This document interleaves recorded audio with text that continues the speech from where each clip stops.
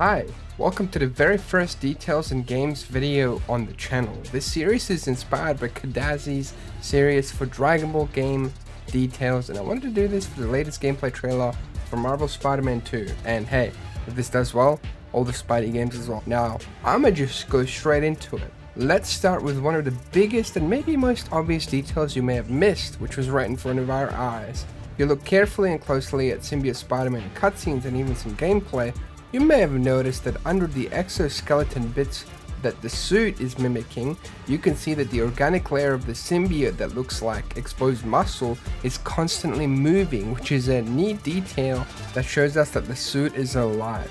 It's no secret that in Marvel Spider-Man 2, due to the fact that it's not being held back by the last gen PS4 anymore, they can now go all out with the scale of the game. The reflections, size, and number of windows and buildings has been increased. Alongside that, you can also see people inside of buildings now in Marvel Spider-Man 2, looking outside and seemingly reacting to you as you swing around.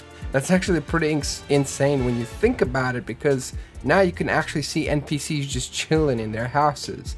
Like, that's crazy. Alongside, actual proper reflections. It's an easy detail to overlook with all the crazy things going on, but you can see the shadows from Spider-Man's webs now on the ground, which adds to the realism and shows the great lengths Insomniac has gone through to give us a game showcasing the full power of the PS5.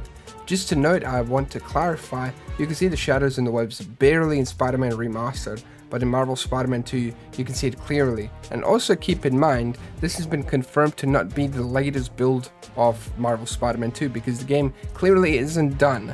They've already done a ton of work, as we've seen from previous screenshots that they've shown us. The game looks phenomenal, so there's a lot of people saying the game doesn't look like an actual sequel, but that's fairly wrong.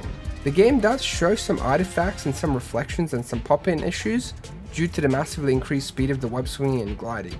However, this is most likely fixed, like I just said, and isn't an issue because we know, thanks to James Stevenson, who is a community director at Insomniac Games, the gameplay footage we saw was definitely not the final build of the game, like I already stated.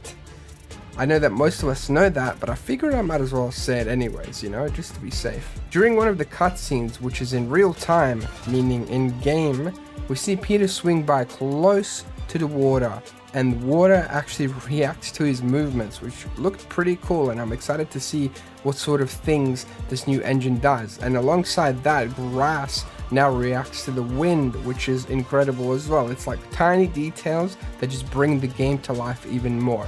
I know water physics are one of the more overlooked things, especially since Arkham Knight has done water physics so damn well. I mean, Red Dead Redemption 2, they've all done it really well, but I already know Insomniac's going to cook with it too, so a lot of people have also been saying that's been pretty bad, but I don't see it. I think it looks genuinely good, and this is a really neat detail, and it was pointed out by Twitter user Mesh Mushy, so if you want to go over there and give him a follow, go ahead. When Peter in his symbiote suit was fighting off Kraven's hunters, there's one point where Peter starts kicking one of the hunters against the wall brutally. You may have mistaken this for a takedown animation, but that literally wasn't one. This is just an actual combat sequence. This goes to show that the environment and combat will be a big thing in this game, and I can't wait to see more of these different details regarding, just different fights and outcomes. When Miles comes up for air after falling in and narrowly dodging the lizard, in the background you can actually see Peter fighting Kraven's hunters on the boat. This just goes to show once again just how much detail has gone into this game, and seeing it all in real time in game is pretty damn crazy because, we're clearly not focusing on Peter in the background, but we can still see him if we just go back. It's crazy. We got a ton of details towards the end of the gameplay with Symbiote Suit Peter. We noticed Peter's eyes slightly change and morph to become more angry looking and similar to Venom. This showcases just how much the symbiote is corrupting him and bringing out his aggressive nature and darker side. I'm sure many of you have noticed this, but once again I thought I'd throw this in here due to how easily missable this detail is, and some of you might have actually missed it, so let me know if you have or haven't in the comments below. And to go alongside with the previous detail, I do gotta admit this one's a bit of a stretch, but Peter says this: "He got away from us."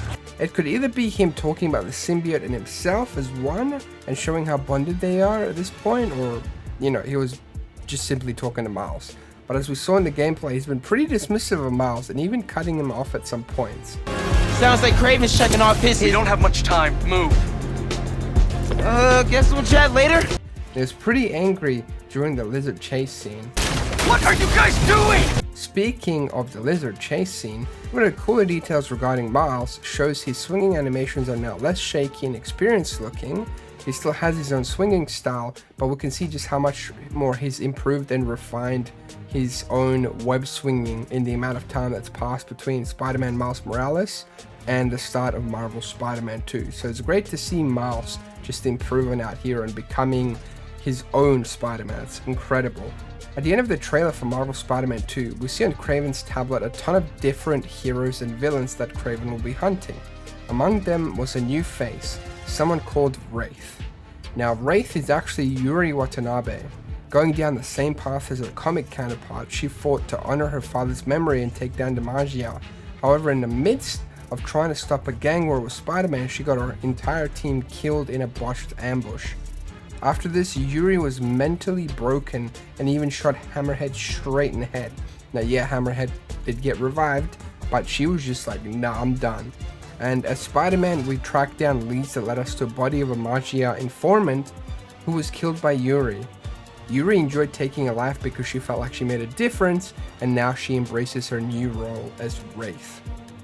What do you think will happen next between Wraith and Spider-Man, especially since our hero is being poisoned by the symbiote and now is also embracing its dark side, but albeit unwillingly? If you enjoyed this video and want more details about other Spider-Man games, subscribe and drop a like. I would be more than willing to do this. And again, thank you KaDazee for the inspiration. Like, his content is seriously incredible, so make sure to check it out. And speaking of checking things out, subscribe and drop a like and check out the next video. I'm sure you'll enjoy it. Thank you so much for your support. I'll see you in the next one. Peace.